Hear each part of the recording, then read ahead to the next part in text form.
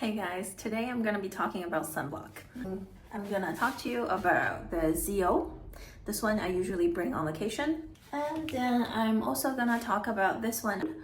Today I brought it because I was given this at the AAD and this is a new product launch. So I wanted to see how it compares to what I normally use. Of course, this is more of economical option and this is more of a fancier option. You can choose based on what you're comfortable with budget-wise. I was snorkeling yesterday. I'm at Barbados right now and I thought I put on enough sunblock, but I can show you. Actually see the color difference between the tan area and the non-tan area. I've already put on sunblock for pretty much everywhere. My arm, my chest, my back. And today I'm gonna be smart about it and actually wear something that covers my skin. Then this way I don't have to worry about getting burned again. Even though I put on sunblock yesterday and it was this one, as you can see, the area that was covered versus the area that didn't get enough love had a very drastic difference in terms of skin reaction. I was so irritated this morning that I actually used a little bit of over-the-counter corticosteroid. This is what I'm gonna go out with. This way I don't get burned again. I got this one while I was traveling in Italy. So you're gonna see it in Italian. But this is actually 0.5 hydrocortisone. They have it in 0.5 and 1% strength. I always travel with this because I tend to get eczema.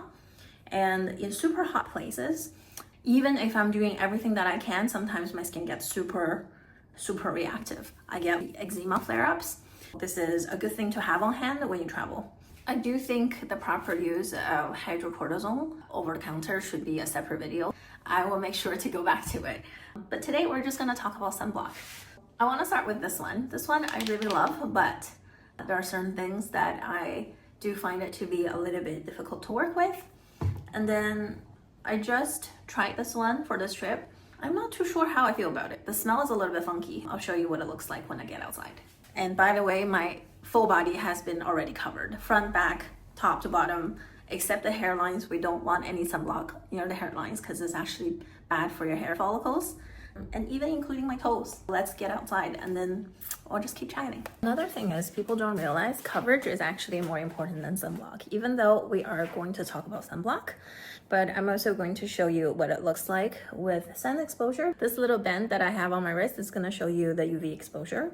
To be honest, there are other types of tools that's available to detect UV exposure. Hello. This cat just invited itself in. And to be honest, I love cats, but I am so allergic to them. I can't stress enough about bringing your medication while you're on vacation because I am so allergic to cat. Not to their fur, but to their saliva.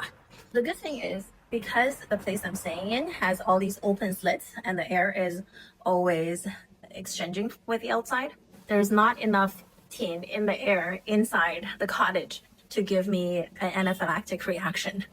But I get a little bit freaked out when I first got here. And then the good thing is I had my puffer on me. All good. But then again, I just want to say if people forget to bring their medication and they have a reaction, then your vacation can quickly just go sideways. So cute, but so deadly. I will see you later. All right, now we're walking to the beach. A lot of people don't realize that you can get enough vitamin D with a very brief 5 to 10 minute sun exposure. And they think they need to stay in the sun with a lot of skin exposed to get enough vitamin D, but that is simply not the case. Look at this view. One of the common misconceptions is that once you have sunblock, you're not gonna get enough vitamin D. The truth is, it depends on what type of skin color you are. If you're fair skinned, which is the category between a Fitzpatrick 1 to 2, that's your light-skinned Europeans and your red and blonde hairs, blue eyes. Your exposure of sunlight, 5 to 10 minutes, would give you sufficient vitamin D for the whole day if you were doing like a full body sun exposure. With just your arms and legs, it would be about 10 to 20 minutes, and that would be sufficient.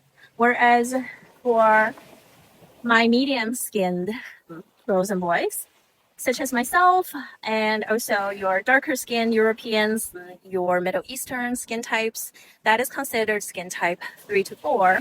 Our skin exposure requires a little bit longer. If we were doing like a full body exposure, we would require about 10 to 20 minutes to get enough vitamin D. And if it's just your arms and legs, then 30 minutes would be enough.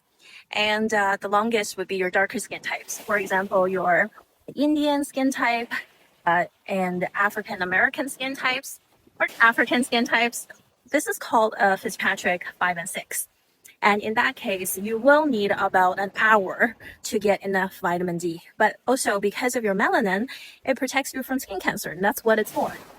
I don't want people to think that you shouldn't put on sunblock because the argument is very common. They say, oh, our grandparents' generation, they didn't have sunblock and they didn't get any skin cancer. Well, in their generation, they didn't have ozone holes in the sky either. It's because we are living in a different environment now. We do need to protect the skin. And that's the thing about sunblock and vitamin D. And also, another thing is, because I live in Canada, anything higher than 35 latitude north, during fall to winter, you're not going to get enough vitamin D because the sun is sitting so low. In Barbados, because Barbados, it is sitting lower than the 35-degree latitude, then you're going to get enough sun exposure pretty much all year round. But in Canada, as soon as September or October hit until March, because the sun is sitting so low, even if you don't use sunblock, you're not going to have any vitamin D synthesis just because we are sitting above the latitude 35. We're around 43.5, if I remember correctly. For people living in the cold, we actually need to supplement with vitamin D, even if we do get sun exposure in winter. That's another tip for you. Here I wanted to show you, I don't know if you can see it, this little band just turned pink. Right? This is basically telling you this is a lot of UV exposure. You need to get cover or you need to put on sunblock. And typically people will always say to me that, oh, I've used the sunblock. I went traveling somewhere hot. I wear sunglasses. I wear sunblock. It should be enough. Technically, it's not enough because the strongest sunblock is actually coverage. You need to wear a hat. You need to wear long sleeve. And you actually need to learn to find shade. And then in addition, cover. Let's see that pink. And if we wait a little bit, it's gonna turn into more of a see-through color. I don't really think these bands are as useful as they intend to be. There are UV cards available that has a broader spectrum of colors that you can see. Instead of turning pink, it literally in this type of UV exposure, it would turn purple. Be better at gauging how much UV exposure you're getting. Technically, if the UV exposure is only 1 to 3, it's not enough to cause any harm. Of course, not for an extended amount of time. And if the UV exposure is between 5 and 6, you definitely need coverage. And if the UV exposure is between 8 to 10, then you need to have shade, full cover, wear long sleeve, sunblock, sunglasses, mask, as much as you can do to protect your skin from the UV.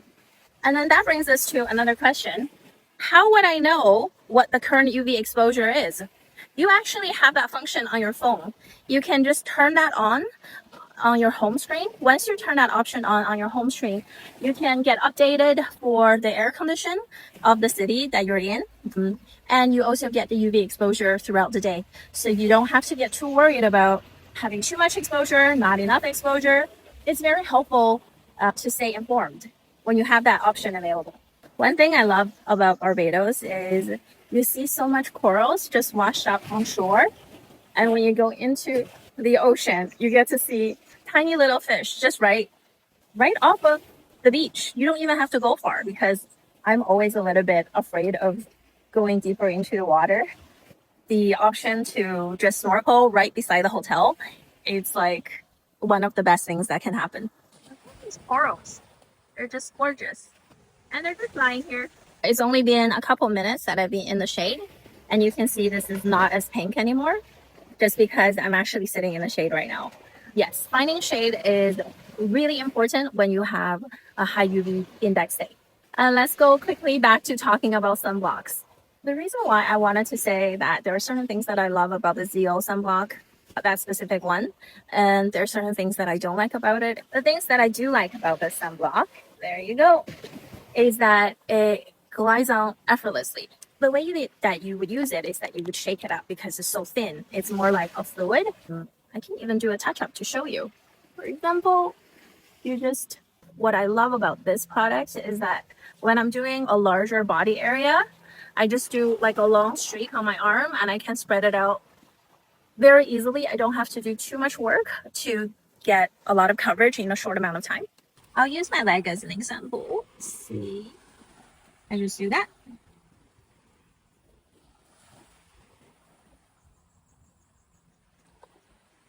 See, that tiny little bit covered the whole entire front of the leg. Ease of use is definitely one of the benefits of using this product. Another benefit that I like to point out is for people with melasma, this product contains something called iron oxide. Sunblocks with iron oxide compared to sunblock without iron oxide seems to be more beneficial for individuals with melasma. Melasma is a hormonal condition that causes pigments around the cheeks, bilateral cheeks, most common bilateral cheeks and foreheads. And then you're also going to get other atypical patterns like along the jawline or with upper lip, around the lip. All of these areas can be affected. If you are suffering from melasma, I would recommend a sunblock with iron oxide just because it also helps to stabilize your condition and helps to protect your skin a little bit more compared to your sunblocks without, right? And this is how this product has been formulated. This is not the only ZO product that contains the iron oxide. There is another one, but I don't have it with me today. But I do want to show you one of the things that I don't like about the sunblock. Because of the iron oxide, it stains your clothes relatively easily. Because I'm wearing black today, it doesn't really matter. But when I play tennis, I have a visor, which is white. And because of the iron, when it oxidizes, it turns into this rusty color. It makes it really difficult to wash out. And even for my shorts today, I can show you, I accidentally got it on myself while I was trying to apply sunblock to my back. And let me show you what it looks like. See that? That is iron oxide on clothing. That is one of the things that's a little bit tricky with using the sunblock is that you have to figure out what clothing you're wearing and then figure out what sunblock you're wearing to avoid leaving behind stains. That is something just to know when you're using the sunblock. And another thing, that's actually my complaint about their packaging. When I finish using the sunblock, I purposely wipe off the excess sunblock that I accidentally get on the packaging, because if I don't, see that tiny little rim where the silver is starting to come off? When I was traveling in Italy, because I was using this so much and I had sunblock on my hands while I'm applying and I'm re-squeezing, and I didn't get rid of the extra sunblock on the outside of the packaging, and that silver started to peel, and everywhere that I applied sunblock started to have pieces of little silver packaging on it. So I thought that was one of their packaging issue that they need to fix. But in terms of product, no complaints about the product. Just packaging and also making sure that you're wearing the right clothes with it. Sometimes it's tricky to figure out what kind of sunblock that you want to use or take on vacation.